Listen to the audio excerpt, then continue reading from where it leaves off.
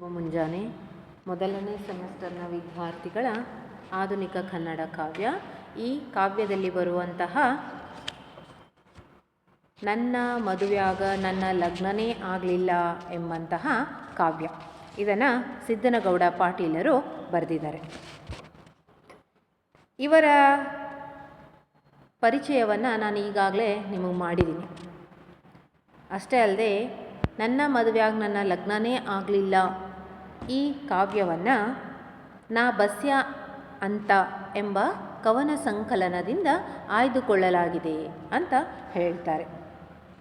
ಶ್ರೀ ಸಿದ್ದನಗೌಡ ಪಾಟೀಲರ ಬರಹಗಳಲ್ಲಿ ಅಸಮಾನತೆ, ನೋವು, ಸಂಕಟ ಹಾಗೂ ಹೋರಾಟದ ಕನಸುಗಾರಿಕೆಗಳು ಹಾಸುಹೊಕ್ಕಾಗಿವೆ ಅಂತ ಹೇಳ್ತಾರೆ. ಇಲ್ಲಿ ಅಸಮಾನತೆ ಇದೆ, ಸಮಾನವಾದಂತಹ ಸ್ಥಿತಿಗಳಿಲ್ಲ.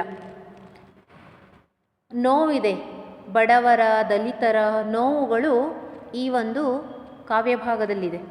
ಸಂಕಟ ಇದೆ, ವೇದನೆ ಇದೆ, ಜೊತೆಗೆ ಹೋರಾಟ ಮಾಡಬೇಕು ಅನ್ನುವಂತಹ ಕನಸುಗಾರಿಕೆ ಕೂಡ ಈ ಒಂದು ಕಾವ್ಯಭಾಗದಲ್ಲಿರೋದು ವ್ಯಕ್ತವಾಗತ್ತೆ. ಅಷ್ಟೇ ಅಲ್ಲದೆ ಈ ಸಿದ್ದನಗೌಡ ಪಾಟೀಲರ ಬರವಣಿಗೆಗಳೂ ಸಹಿತ ದಬ್ಬಾಳಿಕೆ ಮತ್ತು ಶೋಷಣೆಯನ್ನು ಹೇಳುವ ಶಕ್ತಿಯನ್ನು ಅವರ ಬರಹಗಳಲ್ಲಿ ಕಾಣಬಹುದು ಅಂತ ಅಂದ್ಬಿಟ್ಟು ಹೇಳ್ತಾರೆ. ಸರಿ, ಈಗ ನನ್ನ ಮದುವೆಯಾಗ ನನ್ನ ಲಗ್ನನೇ ಆಗಲಿಲ್ಲ ಎಂಬ ಕಾವ್ಯಭಾಗ. ಅವ್ರ ಮದುವೆ ನಡೆದಿದೆ, ಆದರೆ ಮನಪೂರ್ತಿಯಾಗಿ ಅಂದರೆ ತಮ್ಮ ಇಷ್ಟದ ಪ್ರಕಾರ, ನನ್ನ ಇಷ್ಟದ ಪ್ರಕಾರ ಈ ಮದುವೆ ನಡೆದಿಲ್ಲ ಅಂದ್ಬಿಟ್ಟು ಮದುವೆಯಾಗ್ತಾ ಇರುವಂತಹ ವರ ಏನು ಹೇಳ್ತಾ ಇದ್ದಾನೆ, ತನ್ನ ಭಾವನೆಯನ್ನು ವ್ಯಕ್ತಪಡಿಸ್ತಾ ಇದ್ದಾನೆ. ಹೇಗೆ ವ್ಯಕ್ತಪಡಿಸ್ತಾ ಇದ್ದಾನೆ, ಯಾರಿಗೆ ಹೇಳ್ತಾ ಇದ್ದಾನೆ ಅನ್ನೋದೇ ಈ ಕಾವ್ಯಭಾಗದ ವಿವರಣೆ.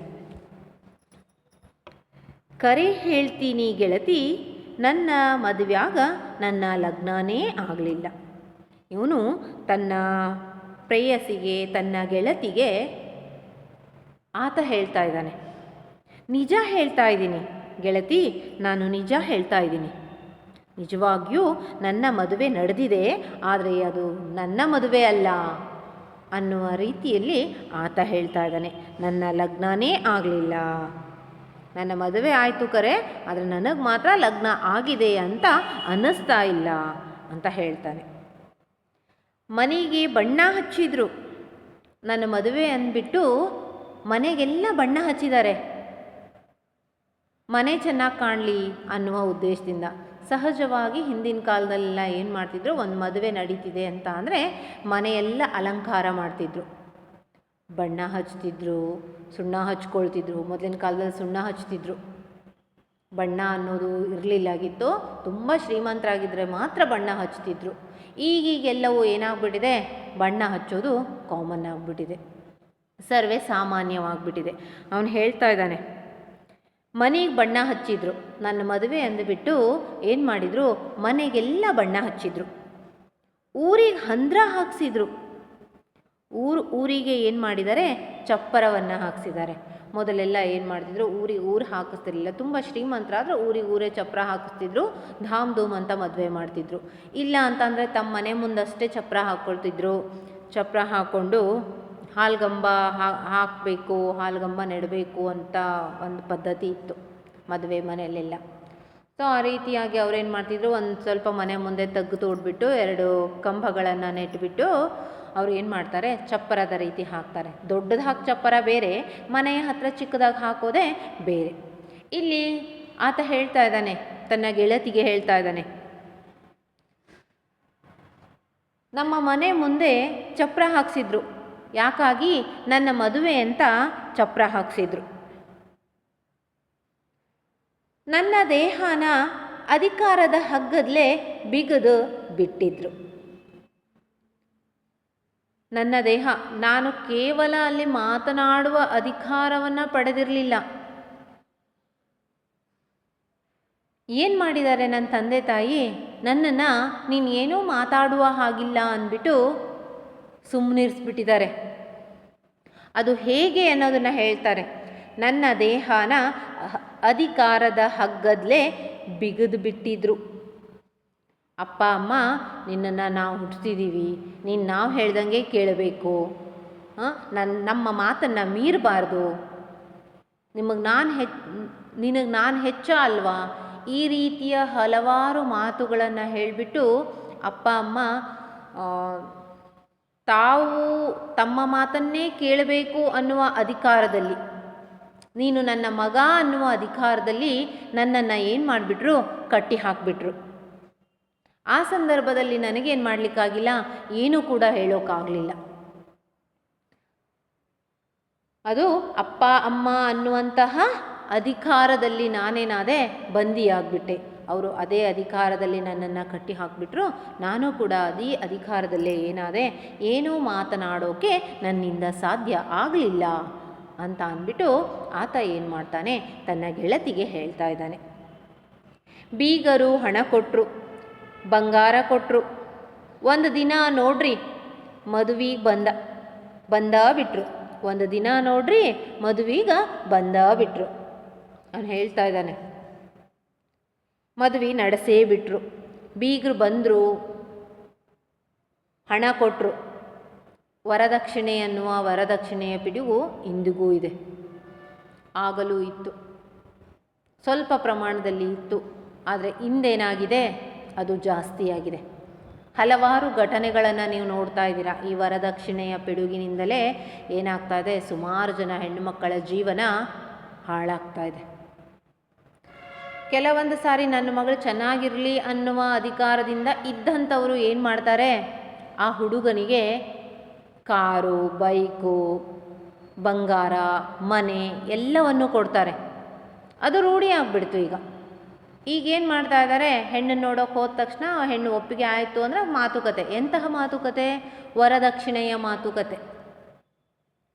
ವರದಕ್ಷಿಣೆ ಕೊಟ್ಟರೆ ಮದುವೆ ಹ್ಞೂ ಅಂತ ಒಪ್ಕೊಳ್ತಾರೆ, ಇಲ್ಲ ಅಂತ ಅಂದರೆ ವರದಕ್ಷಿಣೆಯಲ್ಲಿ ಮುರಿದು ಬಿತ್ತು ಅಂತ ಮಾತಾಡ್ತಾರೆ ಅಲ್ವಾ. ಸರಿ, ಇಲ್ಲಿ ಆತ ಹೇಳ್ತಾ ಇದ್ದಾನೆ, ಬೀಗರು ಹಣ ಕೊಟ್ಟರು, ಬಂಗಾರ ಕೊಟ್ಟರು. ಬೀಗರು ಬಂದರು, ಮಾತಾಡಿದರು, ಇಷ್ಟು ಹಣ ಕೊಡ್ತೀನಿ ಅಂದರು, ಜೊತೆಗೆ ಇಷ್ಟು ಬಂಗಾರನೂ ಕೊಡ್ತೀನಿ ಅಂತ ಅಂದರು. ನಮ್ಮ ಮನೇಲಿ ಏನು ಮಾಡಿದರು, ಒಪ್ಕೊಂಡ್ರು. ಆದರೆ ಇಂದು ಅದೇ ವರದಕ್ಷಿಣೆ ಏನಾಗಿದೆ, ಹೆಣ್ಣು ಮಕ್ಕಳಿಗೆ ಒಂದು ಜೀವನದಲ್ಲಿ ಪಾಠವನ್ನು ಕಲಿಸ್ತಾ ಇದೆ. ಯಾಕಂದರೆ ಎಷ್ಟೋ ಜನ ಸಾವಿಗೀಡಾಗ್ತಾ ಇದ್ದಾರೆ. ಯಾವುದರಿಂದ? ವರದಕ್ಷಿಣೆಯಿಂದ, ವರದಕ್ಷಿಣೆಯ ಕಿರುಕುಳದಿಂದ. ಸರಿ, ಆಗಿನ ಸ್ಥಿತಿ ಒಂದು ರೀತಿಯಾಗಿದ್ದರೆ ವರದಕ್ಷಿಣೆ, ಈಗಿನ ಸ್ಥಿತಿ ಮತ್ತೊಂದು ರೀತಿಯಾಗಿದೆ ಈ ವರದಕ್ಷಿಣೆ. ವರದಕ್ಷಿಣೆ ಇದ್ದಂಥವರು ವರದಕ್ಷಿಣೆ ಕೊಡ್ತಾರೆ, ಇಲ್ಲದೇ ಇದ್ದಂತಹ ಬಡವರು ಏನು ಮಾಡಬೇಕಾಗತ್ತೆ, ವರದಕ್ಷಿಣೆ ಕೊಡೋಕ್ಕಾಗದೇ ಕಣ್ಣೀರಲ್ಲಿ ಕೈ ತೊಳೆಯುವಂತಹ ಸ್ಥಿತಿ ಇಂದು ಬಂದೋದಾಗಿದೆ. ಆತ ಹೇಳ್ತಿದ್ದಾನೆ, ಬೀಗರು ಬಂದರು, ಹಣ ಕೊಟ್ಟರು, ಬಂಗಾರ ಸಹಿತ ಕೊಟ್ಟರು. ಕೊಟ್ಬಿಟ್ಟು ಹೋದಂಥವರು ಒಂದು ದಿನ ನೋಡ್ರಿ ಮದುವೆಗೆ ಬಂದ ಬಿಟ್ರು, ಮದುವೆ ನಡೆಸೇ ಬಿಟ್ರು. ಆಯಿತು, ಹಿರಿಯರೆಲ್ಲ ಕೂತ್ಕೊಂಡು ಮಾತಾಡಿದರು, ಬಂಗಾರನೂ ಆಯಿತು, ಹಣನೂ ಆಯಿತು. ಹಾಗೆ ಒಂದು ದಿನ ಏನು ಮಾಡಿಬಿಟ್ರು, ಹುಡುಗಿಯ ಕಡೆಯವರು ಬಂದೇ ಬಿಟ್ರು. ಬಂದಂತಹ ಆ ಹುಡುಗಿಯ ಕಡೆಯವರು ಬಂದು ಮದುವೆನ ನಡೆಸೇ ಬಿಟ್ಟು, ನನ್ನ ಮದುವೆನೂ ಆಗೇ ಹೋಯಿತು. ನಾನು ನೀನು ಗರ್ಡಂದ ಕುಂತಾಗ ನನ್ನ ಕಣ್ಣಿಗೆ ಕಟ್ಗಿ ಬಡದ್ರ ನಿನ್ನ ಕಣ್ಣಾಗ ನೀರು ಬಂದವು. ಅವನು ಹೇಳ್ತಾ ಇದ್ದಾನೆ ತನ್ನ ಗೆಳತಿಗೆ, ನಾನೇನೂ ತಪ್ಪು ಮಾಡಿಲ್ಲ, ನಾನು ನಿಜ ಹೇಳ್ತಾ ಇದ್ದೀನಿ. ನನ್ನ ಮದುವೆ ಅಂತ ಇದೆ ಹೌದು, ಬಟ್ ನನ್ನ ಮನಸ್ಸಿನ ಪ್ರಕಾರ ನನಗೆ ಮದುವೆ ಆಗಿದೆ ಅಂತ ನನಗೆ ಅನ್ನಿಸ್ತಾ ಇಲ್ಲ. ನನ್ನ ಮದುವೆ ನಡೆದಿಲ್ಲ ಅಂತಲೇ ನನಗೆ ಅನ್ನಿಸ್ತಿದೆ. ಬೀಗರು ಬಂದರು, ಹಣ ಕೊಟ್ಟರು, ಬಂಗಾರ ಕೊಟ್ಟರು, ಒಂದಿನ ಮತ್ತೊಂದಿನ ಬಂದರು, ನನ್ನ ಮದುವೆ ನಡೆಸೇ ಬಿಟ್ರು. ಆದರೆ ನೀನು ನೆನಪು ಮಾಡ್ಕೊ, ಒಂದು ದಿನ ನಾನು ನೀನು ಏನು ಮಾಡಿದ್ವಿ, ಗರ್ಡನ್ದಾಗ, ಗರ್ಡನ್ ಅಂದ್ರೆ ಗಾರ್ಡನ್, ಉದ್ಯಾನವನದಲ್ಲಿ ಕೂತಿದ್ವಿ. ನಿನಗೆ ನೆನಪಿದೆಯಲ್ಲ, ಇಬ್ಬರು ನಾವು ಕೂತ್ಕೊಂಡು ಮಾತಾಡ್ತಾ ಇದ್ವಿ. ನನ್ನ ಕಣ್ಣಿಗೆ ಕಟ್ಗಿ ಬಡದ್ರ ನಿನ್ನ ಕಣ್ಣಾಗ ನೀರು ಬಂದವು. ಅಂದರೆ ಏನೋ ಒಂದು ಸಣ್ಣ ಕಟ್ಟಿಗೆ ಪೀಸೋ ಏನೋ ಬಡೀತು ನನಗೆ. ಬಡಿದ ಸಂದರ್ಭದಲ್ಲಿ ನನ್ನ ಕಣ್ಣಿಗೆ ಬಡಿದಿದ್ದು, ಆದರೆ ಅದು ಏನಾಯಿತು, ನಿನ್ನ ಕಣ್ಣಲ್ಲಿ ನೀರು ಬಂತು. ಅಂದರೆ ನಮ್ಮಿಬ್ಬರಲ್ಲೇ ಅಷ್ಟು ಅನ್ಯೋನ್ಯತೆ ಇತ್ತು, ಅಷ್ಟೊಂದು ಪ್ರೀತಿ ಇತ್ತು ಅಂತ ಅಂದ್ಬಿಟ್ಟು ವರ ಹೇಳ್ತಾ ಇದ್ದಾನೆ. ಆ ಹುಡುಗ, ಆ ಗಂಡು ಏನು ಮಾಡ್ತಾ ಇದ್ದಾನೆ, ತನ್ನ ಗೆಳತಿಗೆ ಹೇಳ್ತಾ ಇದ್ದಾನೆ. ಅಂದರೆ ನನ್ನ ಮೇಲೆ ನಿನಗೆ ಅಷ್ಟೊಂದು ಪ್ರೀತಿ ಇತ್ತು, ಗಾಢವಾದಂತಹ ಪ್ರೀತಿ ಬೇರೂರಿತ್ತು ಅನ್ನೋದನ್ನು ಆತ ಹೇಳ್ತಾ ಇದ್ದಾನೆ. ಯಾಕಂದರೆ ನನಗೊಂದು ಸಣ್ಣ ನೋವಾದರೂ ಕೂಡ ನಿನಗೆ ಸಹಿಸ್ಕೊಳ್ಳೋ ಶಕ್ತಿ ಇರಲಿಲ್ಲ ಅಂತ ಅವಳ ಮನಸ್ಥಿತಿಯನ್ನು ಕುರಿತು ಆತ ಏನು ಮಾಡ್ತಾ ಇದ್ದಾನೆ, ತನ್ನ ಗೆಳತಿಯ ಎದುರಿಗೆ ತೋಡ್ಕೊಳ್ತಾ ಇದ್ದಾನೆ. ನೀನು ಹೇಗಿದ್ದೆ ಅಂತ. ಆದರ ಗೆಳತಿ, ನಿನ್ನೆ ಹಸಿ ಮಣಿ ಏರಾಗ ನಾ ಜಾರಿ ಬಿದ್ದು ನಿನ್ನ ಹಣೆಗೆ ರಕ್ತ ಬಂದಾಗ ನನ್ನ ಹೆಂಡತಿ ಅಂತಾರಲ್ಲ. ಆಕಿ ನಕ್ಕು ಬಿಟ್ಲು. ಆತ ಹೇಳ್ತಿದ್ದಾನೆ, ಗೆಳತಿ, ಒಂದೇ ಒಂದು ಸಣ್ಣ ಕಟ್ಟಿಗೆ ಬಿದ್ದಂತಹ ಸಂದರ್ಭದಲ್ಲಿ ನಿನ್ನ ಕಣ್ಣಲ್ಲಿ ನೀರು ಬಂದ್ಬಿಡ್ತು. ಆದರೆ ನೋಡು, ನಿನ್ನೆ ನನ್ನ ಮದುವೆ ಇತ್ತಲ್ಲ, ನಿನ್ನೆ ಹಸೆ ಮಣೆ ಏರುವ ಸಂದರ್ಭದಲ್ಲಿ ಅದೊಂದು ಸ್ವಲ್ಪ ಎತ್ತರ ಇತ್ತು. ನನಗೆ ಗೊತ್ತಾಗ್ದೇನೆ ನಾನು ಏನು ಮಾಡಿದೆ, ಜಾರಿಬಿಟ್ಟೆ. ಹಸಿ ಮಣೆ ಏರಾಗ ನಾ ಜಾರಿ ಬಿದ್ದು ನಿನ್ನ ಹಣಿಗೆ ರಕ್ತ ಬಂದಾಗ ಅಂತ ಹೇಳ್ತಾನೆ. ಅದು ನನ್ನ ಹಣಿಗದು ರಕ್ತ ಬಂದಾಗ, ಆಯಿತಾ. ಇಲ್ಲಿ ಆತ ಏನು ಮಾಡಿದ್ದಾನೆ, ಜಾರಿ ಬಿದ್ದುಬಿಟ್ಟಿದ್ದಾನೆ. ಜಾರಿ ಬಿದ್ದಂತಹ ಸಂದರ್ಭದಲ್ಲಿ ಆತನ ಹಣೆಗೆ ಪೆಟ್ಟಾಗಿದೆ.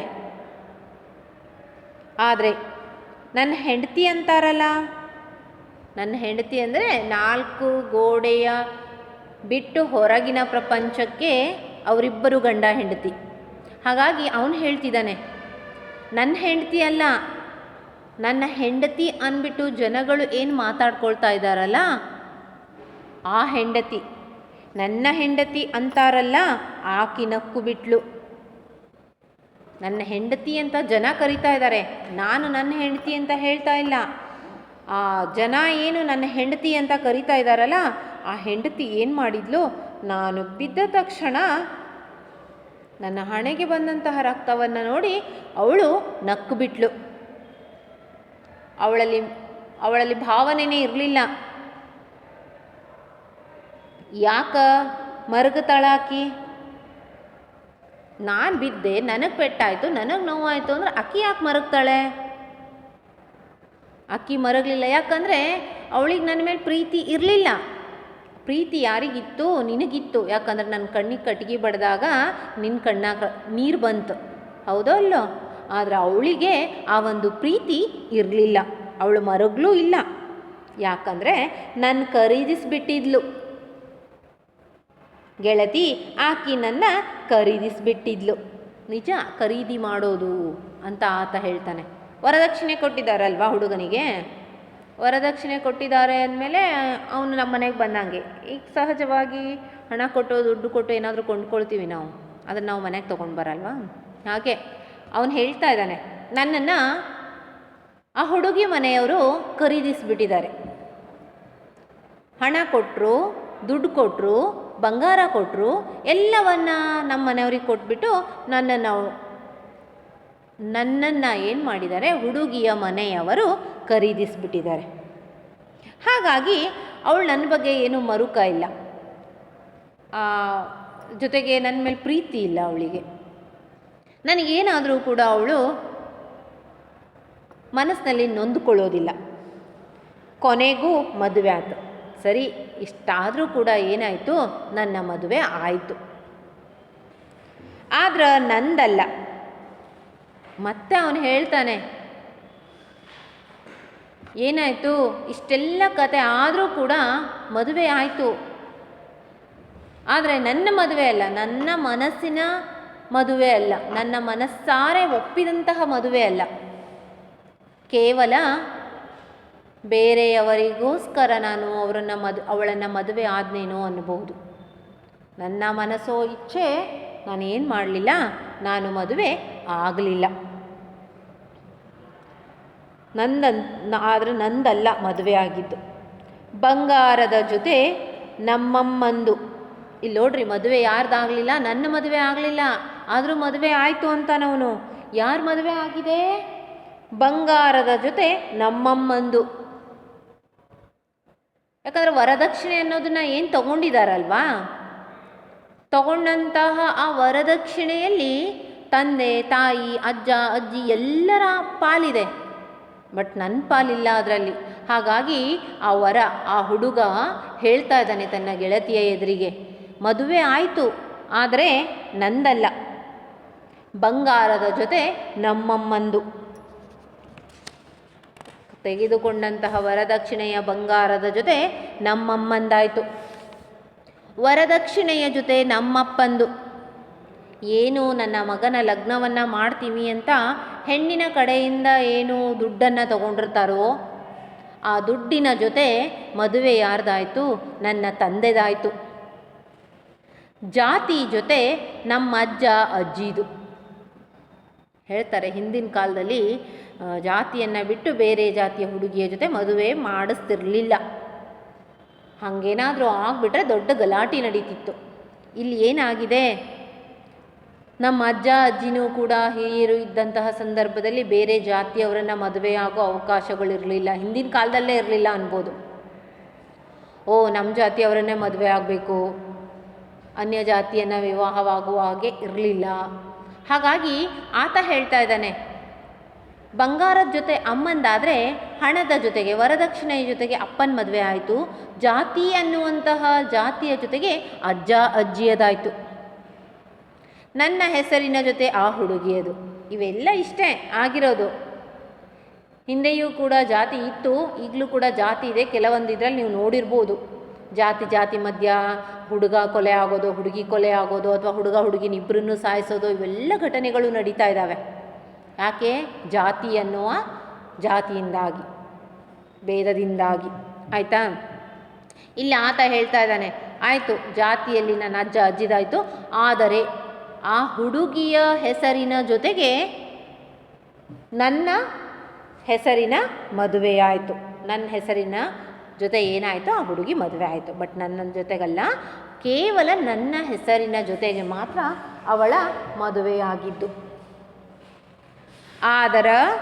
ಆದರ ನನ್ನ ಲಗ್ನನೇ ಆಗಲಿಲ್ಲ. ಕೇವಲ ಹೆಸರಿನ ಜೊತೆ ಮಾತ್ರ ಆಯಿತು. ನನ್ನ ಮನಪೂರ್ತಿಯಾಗಿ ನನ್ನ ಮನಸ್ಸಿನ ಮುಖಾಂತರ ನಾನೇನಾಗಲಿಲ್ಲ, ಅವಳನ್ನು ಲಗ್ನ ಆಗಲಿಲ್ಲ. ನನ್ನ ಮನಸ್ಸಿನ ಇಷ್ಟದಂತೆ ನಾನು ಅವಳನ್ನು ಲಗ್ನ ಆಗಲಿಲ್ಲ, ಅಂದರೆ ನನಗಿಷ್ಟ ಆಗಲಿಲ್ಲ ಅಂತ ಆತ ಹೇಳ್ತಾನೆ. ತಾಳಿ ಕಟ್ಟೀನ್ ಅಂತ ಆ ರಾತ್ರಿ ಆ ಹುಡುಗಿನ ನನ್ನ ಹಂತೆಗೆ ಕಳಿಸಿದ್ರು. ಮದುವೆ ಆಯಿತು. ಮದುವೆ ಆದ ಮೇಲೆ ಸಹಜವಾಗಿ ರಾತ್ರಿಯ ಸಂದರ್ಭದಲ್ಲಿ ಗಂಡನ ಕೋಣೆಗೆ ಹೆಂಡತಿ ಹೋಗ್ತಾಳಂತೆ. ಹೆಂಡತಿ ಹೋಗಲೇಬೇಕು, ಪದ್ಧತಿ ಅದು. ಆಯಿತಾ? ಅವಳು ಹೋಗಿದ್ದಾಳೆ. ನನ್ನ ಹಂತೆಗೆ ಕಳಿಸಿದ್ರು. ನಿದ್ದೆ ಬಿಟ್ಟು ಎದ್ದು ಕುಂತ್ನ್ಯಾ, ಏನು ಮಲ್ಕೊಳ್ಬೇಕು ಅಂತ ಇರ್ತಾನೋ ಆತ ಏನು ಮಾಡ್ತಾನಂತೆ, ಆ ರೂಮಿಗೆ ಕೋಣೆಗೆ ಬಂದಂತಹ ಹೆಂಡತಿಯ ಕಂಡು ಗಾಬರಿಯಾಗಿ ಎದ್ದು ಕುಳಿತುಕೊಳ್ತಾನಂತೆ. ಬುದ್ಧನಾಂಗ ಓಡಿ ಬನ್ಯ. ಬುದ್ಧನ ಕಥೆಯನ್ನು ಕೇಳಿದಿರಿ. ತುಂಬ ಶ್ರೀಮಂತರ ಕುಟುಂಬದಲ್ಲಿ ಹುಟ್ಟಿದಂಥವನು. ಯಾವುದೇ ರೀತಿಯ ಕಷ್ಟ ಅನ್ನೋದು ಆತನಿಗೆ ಗೊತ್ತಿರಲಿಲ್ಲ. ಆದರೆ ಮಧ್ಯರಾತ್ರಿ ಆತನಿಗೆ ಏನಾಯಿತು, ಯಾಕೋ ಆ ಸುಖದ ಸುಪ್ಪತ್ತಿಗೆ ಆತನಿಗೆ ಬೇಡ ಅನ್ನಿಸ್ತು. ರಾತ್ರಿನೇ ಆತ ಏನು ಮಾಡ್ತಾನೆ, ಮನೆ ಬಿಟ್ಟು ತಪಸ್ಸಿಗೆ ಬರ್ತಾನಂತೆ. ಎಲ್ಲ ಭೋಗ ಜೀವನವನ್ನು ತೊರೆದು ಆತ ಹೇಗೆ ಸನ್ಯಾಸವನ್ನು ಸ್ವೀಕರಿಸಬೇಕು ಅಂದ್ಕೊಂಡು ಬುದ್ಧ ಎದ್ದು ಹೋಗ್ತಾನೋ ರಾತ್ರಿನೇ, ಅದೇ ರೀತಿಯಾಗಿ ಇಲ್ಲಿ ಆತ ಏನು ಮಾಡ್ತಾ ಇದ್ದಾನೆ, ಮದುವೆಯಾದಂತಹ ವರ ಆತ ರಾತ್ರಿನೇ ಎದ್ದು ಬಿಟ್ಟು ಮನೆ ಬಿಟ್ಟು ಹೊರಗೆ ಬರ್ತಾನಂತೆ. ಆದರ ಓಡಿ ನಿಮ್ಮ ಕೇರಿಗೆ ಬರುವುದರೊಳಗ ನೀನೂ ಇಲ್ಲ, ನಿಮ್ಮ ತಾಯಿನೂ ಇಲ್ಲ. ಆತ ಹೇಳ್ತಿದ್ದಾನೆ, ನಾನು ರಾತ್ರಿ ಎದ್ದು ಬಿಟ್ಟು ಏನು ಮಾಡಿದೆ, ನೀನು ಇರುವಲ್ಲಿಗೆ ಬಂದೆ. ನೀನು ನನಗೆ ಸಿಗ್ತೀಯೇನೋ ಆಸೆಯಿಂದ ಬಂದೆ, ನಿನ್ನ ಜೊತೆಗೆ ನಾನಿರಬೇಕು ಅನ್ನೋ ಆಸೆಯಿಂದ ಬಂದೆ. ಆದರೆ ಏನಾಗ್ಬಿಟ್ಟಿದೆ ಅಲ್ಲಿ, ನಾನು ಬರುವುದರೊಳಗೆ, ನಿಮ್ಮ ಕೇರಿಗೆ ಬರುವುದರೊಳಗೆ ಅಲ್ಲಿ ನೀನೂ ಇಲ್ಲ, ನಿನ್ನ ಮನೆಯೂ ಇಲ್ಲ, ನಿನ್ನ ತಾಯಿನೂ ಇಲ್ಲ, ನಿನ್ನ ಗುಡಿಸ್ಲೂ ಇಲ್ಲ, ಯಾರೂ ಇಲ್ಲ ನೀವು. ಯಾಕಂದರೆ ಕೆಳಜಾತಿಯವರು ಮೇಲ್ಜಾತಿಯವರನ್ನು ಪ್ರೀತಿಸುವ ಹಾಗಿರಲಿಲ್ಲ, ಮೇಲ್ಜಾತಿಯವರು ಕೆಳಜಾತಿಯವರನ್ನು ಪ್ರೀತಿಸುವ ಹಾಗಿರಲಿಲ್ಲ. ಒಂದು ವೇಳೆ ಹುಡುಗಿ ಕೆಳಜಾತಿಯವಳಾದರೆ ಅವರನ್ನೇ ಮನೆ ಬಿಟ್ಟು ಓಡಿಸ್ತಿದ್ರು. ಮತ್ತು ಹುಡುಗ ಕೆಳಜಾತಿಯವನಾಗಿದ್ದರೆ ಆ ಊರಿಂದಲೇ ಬಹಿಷ್ಕಾರ ಹಾಕುವ ಸಂದರ್ಭಗಳು ಎದುರಾಗ್ತಿದ್ವು. ಇಂತಹ ಎಷ್ಟೋ ಘಟನೆಗಳು ಹಳ್ಳಿಯಲ್ಲಿ ನಡೆದಿದ್ದಾವೆ. ಯಾಕಂದರೆ ಇಲ್ಲಿ ಜಾತಿಯೇ ಮುಖ್ಯವಾಗಿದ್ದಿದ್ದು. ಮದುವೆ ಆಗಬೇಕಾದ್ರೂ ಕೂಡ ನಮ್ಮ ಜಾತಿಯ ಹುಡುಗನ್ನೇ ಮದುವೆ ಆಗಬೇಕು, ನಮ್ಮ ಜಾತಿ ಹುಡುಗಿನೇ ಮದುವೆ ಆಗಬೇಕು ಅನ್ನುವ ಕಟ್ಟುಪಾಡುಗಳಿದ್ವು. ಅದೇ ರೀತಿಯಾಗಿ ಈ ವರನಿಗೂ ಆತ ಮೇಲ್ಜಾತಿಯವನಾಗಿರ್ಬೋದು ಅಥವಾ ಅವನು ಕೆಳಜಾತಿಯ ಹುಡುಗಿಯನ್ನು ಮದುವೆ ಆಗಿರಬಹುದು. ಸರಿ ಆಯಿತು, ಹುಡುಗಿಯನ್ನು ಏನು ಮಾಡಿಬಿಟ್ಟಿದ್ದಾರೆ, ಆ ಊರಿನ ಹಿರಿಯರು ಜೊತೆಗೆ ಆ ಹುಡುಗನ ಜಾತಿಯವರು ಏನು ಮಾಡಿದ್ದಾರೆ, ಆ ಹುಡುಗಿಯನ್ನು ಅಲ್ಲಿಂದ ಓಡಿಸ್ಬಿಟ್ಟಿದ್ದಾರೆ, ಇರ್ಬೋದು ದೂರ ಮಾಡಿಬಿಟ್ಟಿದ್ದಾರೆ. ಯಾಕಂದರೆ ಅಲ್ಲಿ ಆ ಹುಡುಗಿನೂ ಇಲ್ಲ, ಅವಳ ತಾಯಿನೂ ಇಲ್ಲ, ಜೊತೆಗೆ ಅವರು ವಾಸಿಸ್ತಿದ್ದಂತಹ ಆ ಗುಡಿಸಲು ಕೂಡ ಆ ಕೇರಿಯಲ್ಲಿ ಇರಲಿಲ್ಲ. ನೀನು ತಪ್ಪು ತಿಳ್ಕೋಬೇಡ ಗೆಳತಿ, ನೀನು ತಪ್ಪು ತಿಳ್ಕೊಂಡಿ ಗೆಳತಿ, ನೀನು ತಪ್ಪು ತಿಳ್ಕೊಂಡಿದಿ ಗೆಳತಿ, ನೀನೇನು ಮಾಡಿಬಿಟ್ಟಿದ್ಯಾ, ತಪ್ಪು ತಿಳ್ಕೊಂಡಿದ್ಯಾ. ನಾನೇ ಇಷ್ಟಪಟ್ಟು ಅವಳನ್ನು ಮದುವೆ ಆಗ್ತಿದ್ದೀನೇನೋ ಅಂತ ನಿನಗೆ ಅನ್ನಿಸ್ತಿರ್ಬೋದು, ಅಥವಾ ನಾನೇ ನಿಮ್ಮನ್ನು ಈ ಊರು ಬಿಟ್ಟು ಈ ಕೇರಿಯನ್ನು ಬಿಟ್ಟು ಓಡಿಸಿದ್ದೀನೇನೋ ಅಂತ ಅನ್ನಿಸ್ತಾ ಇರ್ಬೋದು. ಆದರೆ ಏನಾಗಿದೆ, ನೀನು ನನ್ನ ಬಗ್ಗೆ ತಪ್ಪು ತಿಳ್ಕೊಂಡಿದ್ದೀಯಾ, ನೀನು ತಪ್ಪು ತಿಳ್ಕೊಂಡಿದ್ದೀಯಾ, ತಪ್ಪು ತಿಳ್ಕೋಬೇಡ, ಯಾಕಂದ್ರೆ ನಾನಲ್ಲ ಹಾಗೆ ಮಾಡಿದವನು ಅಂತ ಅವನು ಹೇಳ್ತಾ ಇದ್ದಾನೆ. ಲಗ್ನ ಪತ್ರದಾಗ ನನ್ನ ಹೆಸರಿನ ಜೊತೆ ಆ ಹುಡುಗಿ ಹೆಸರಿತ್ತು. ಖರೆ, ಲಗ್ನ ಪತ್ರಿಕೆಯನ್ನು ಮಾಡಿಸ್ತಿದ್ರು ಹಿಂದಿನ ಕಾಲದಲ್ಲಿ. ತುಂಬ ಶ್ರೀಮಂತರು ಲಗ್ನ ಪತ್ರಿಕೆ ಮಾಡಿಸ್ತಿದ್ರು. ಇನ್ನು ಕೆಲವೊಂದು ಸಂದರ್ಭದಲ್ಲಿ ಏನಾಗ್ತಿತ್ತು, ಅಕ್ಷತೆಯನ್ನು ಕೊಟ್ಬಿಟ್ಟು ಇಂಥ ದಿನ ಈ ಊರಿನಲ್ಲಿ ಹುಡುಗನ ಮನೆಯಲ್ಲೋ ಹುಡುಗಿಯ ಮನೆಯಲ್ಲೋ ಲಗ್ನ ಮಾಡ್ತಾ ಇದ್ದೀವಿ ಅಂತ ಕರಿತಿದ್ರು. ಮೊದಲು ಅಕ್ಷತೆಯ ಮುಖಾಂತರನೇ ಕರೀತಿದ್ರು. ಅಕ್ಷತೆ ಕೊಟ್ಟರೆ ಲಗ್ನ ಪತ್ರಿಕೆ ಕೊಟ್ಟಷ್ಟೇ ಪ್ರಾಮುಖ್ಯತೆ ಇತ್ತು. ಕೊನೆಗೆ ಏನಾಗ್ತಾ ಇದೆ, ಲಗ್ನ ಪತ್ರಿಕೆಯನ್ನು ಮಾಡಿಸ್ತಾ ಇದ್ದಾರೆ. ತಂದೆ ತಾಯಿ ಒಪ್ಪಿಗೆ ಮುಖಾಂತರ ಲಗ್ನ ಪತ್ರಿಕೆ ಕಾರ್ಡ್ ನಡೀತಿತ್ತು. ಈಗೀಗ ಏನಾಗ್ತಾ ಇದೆ, ಪರ್ಸ್ನಲ್ ಕಾರ್ಡ್ ಬರ್ತಾ ಇದ್ದಾವೆ ಅಲ್ವಾ. ಇನ್ನು ಮುಂದೆ ಹೋಗ್ತಾ ಇದ್ದಂಗೆ ಅವು ಹೇಗಿರತ್ತೋ ಗೊತ್ತಿಲ್ಲ. ಹಿಂದಿನ ಕಾಲದಲ್ಲಿ ಇದ್ದ ಥರ ನಂತರ ಇರಲಿಲ್ಲ, ನಂತರ ಇದ್ದ ಥರ ಈಗಿಲ್ಲ, ಈಗಿದ್ದ ಹಾಗೆ ನೆಕ್ಸ್ಟ್ ಇರತ್ತೋ ಇಲ್ವೋ ಅಲ್ವಾ. ಸರಿ, ಇಲ್ಲಿ ಅವನು ಹೇಳ್ತಾ ಇದ್ದಾನೆ ತನ್ನ ಗೆಳತಿಗೆ, ಲಗ್ನ ಪತ್ರದಾಗ ನನ್ನ ಹೆಸರಿನ ಜೊತೆ ಆ ಹುಡುಗಿ ಹೆಸರಿತ್ತು. ನೀವು ನೋಡಿರ್ಬೋದು, ಲಗ್ನ ಪತ್ರಿಕೆ ಅನ್ನೋದನ್ನು ಮಾಡಿಸಿದ್ರು, ಅದರಲ್ಲಿ ನನ್ನ ಹೆಸರಿನ ಜೊತೆ ಅವಳ ಹೆಸರಿತ್ತು. ಆದರೂ ನಾ ಹೇಳಿದ್ನಲ್ಲ ನಿಂಗೆ, ನಂದ ಮದುವೆ ಆಗಿ ನನ್ನ ಲಗ್ನನೇ ಆಗಲಿಲ್ಲ. ಹೆಸರು ಮಾತ್ರ ಇದ್ದಿದ್ದು ಹೌದು, ಆದರೆ ಮದುವೆನೂ ನಂದೇ ನಡೀತಾ ಇತ್ತು. ಆ ಮದುವೆಯ ಸಂದರ್ಭದಲ್ಲಿ ನನಗೆ ಮಾತ್ರ ಲಗ್ನ ಆಗಲಿಲ್ಲ, ನನ್ನ ಮನಸ್ಸಿನ ಮುಖಾಂತರ ಲಗ್ನ ಆಗಲಿಲ್ಲ ಅಂತ ಆತ ತುಂಬ ನೊಂದ ಮನಸ್ಸಿನಿಂದ ತನ್ನ ಗೆಳತಿಗೆ ಹೇಳ್ತಾನೆ. ಇನ್ನು ಮ್ಯಾಲ್ ಆಗೋದೂ ಇಲ್ಲ ಗೆಳತಿ, ನನ್ನ ಲಗ್ನ ಆಗೋದೇ ಇಲ್ಲ. ಇನ್ನು ಮುಂದೆ ಏನು ನನ್ನ ಹೆಸರಿನ ಜೊತೆ ಅವಳ ಹೆಸರಿನ ಪ್ರಕಾರ ಮದುವೆ ಆಯಿತೋ, ನನ್ನ ಮನಸ್ಸಿನ ಮುಖಾಂತರ ನಡೆದಿದ್ದಲ್ಲ, ನಾನು ಇಷ್ಟಪಟ್ಟು ನಡೆದಿದ್ದಲ್ಲ ಆ ಮದುವೆ, ಆಗಿ ಹೋಗಿದೆ. ಆದರೆ ಇನ್ನು ಮೇಲೆ ಮಾತ್ರ ಆಗೋದಿಲ್ಲ, ನನ್ನ ಲಗ್ನ ಅನ್ನೋದು ಆಗೋದಿಲ್ಲ ಗೆಳತಿ, ಇನ್ನು ನನ್ನ ಲಗ್ನನೇ ಆಗೋದಿಲ್ಲ ಅಂದ್ಬಿಟ್ಟು ಈ ಒಂದು ಪದ್ಯದ ಸಾರಾಂಶ ಏನು ಹೇಳ್ತಾ ಇದೆ, ಮನಸ್ಸಿಗೆ ಇಷ್ಟವಾದಂತಹ ಹುಡುಗ ಸಿಕ್ಕಿದಾಗ ಆಗುವ ಮದುವೆ ಮನಪೂರ್ವಕವಾಗಿ ಆಗೋದು. ಇಲ್ಲಿ ಇಷ್ಟವಿಲ್ಲದ ಮದುವೆ ನಾನು ಆಗಿದ್ದೀನಿ, ಆದರೆ ಅದು ಜನಗಳ ದೃಷ್ಟಿಕೋನಕ್ಕೆ, ಜನಗಳು ಅವನ ಹೆಂಡತಿ ಅಂತ ಹೇಳ್ತಾರಲ್ಲ ಅನ್ನೋದಕ್ಕೋಸ್ಕರ, ಅಧಿಕಾರದಲ್ಲಿ ಕಟ್ಟಾಕಿದ ತನ್ನ ಅಪ್ಪ ಅಮ್ಮನಿಗೋಸ್ಕರ, ಜಾತಿ ಎನ್ನುವ ಹೆಸರಿನಲ್ಲಿ ಇದ್ದಂತಹ ಜಾತಿಗೋಸ್ಕರ, ತನ್ನ ಅಜ್ಜ ಅಜ್ಜಿಗೋಸ್ಕರ, ಕೇವಲ ನನ್ನ ಹೆಸರಿನ ಜೊತೆ ಅಷ್ಟೇ ಮದುವೆಯಾಗಿದ್ದು, ಆದರೆ ನನ್ನ ಮನಸ್ಸಿನ ಮುಖಾಂತರ ಈ ಮದುವೆ ಆಗಲಿಲ್ಲ ಅಂತ ಆತ ಏನು ಮಾಡ್ತಾ ಇದ್ದಾನೆ, ತನ್ನ ಗೆಳತಿಯ ಹತ್ತಿರ ತನ್ನ ಭಾವನೆಯನ್ನು ತೋಡ್ಕೊಳ್ತಾ ಇದ್ದಾನೆ. ಇದು ಈ ಪದ್ಯದ ವಿಶ್ಲೇಷಣೆ. ಇಲ್ಲಿ ಜಾತಿ ಅನ್ನೋದು ಹೇಗಿತ್ತು ಅನ್ನೋದನ್ನು ಹೇಳ್ತಾರೆ. ಈ ಮುಖಾಂತರ ನನ್ನ ಮದುವೆಯಾಗ ನನ್ನ ಲಗ್ನನೇ ಆಗಲಿಲ್ಲ ಕಾವ್ಯ ಭಾಗ ಮುಗೀತು. ಧನ್ಯವಾದಗಳು.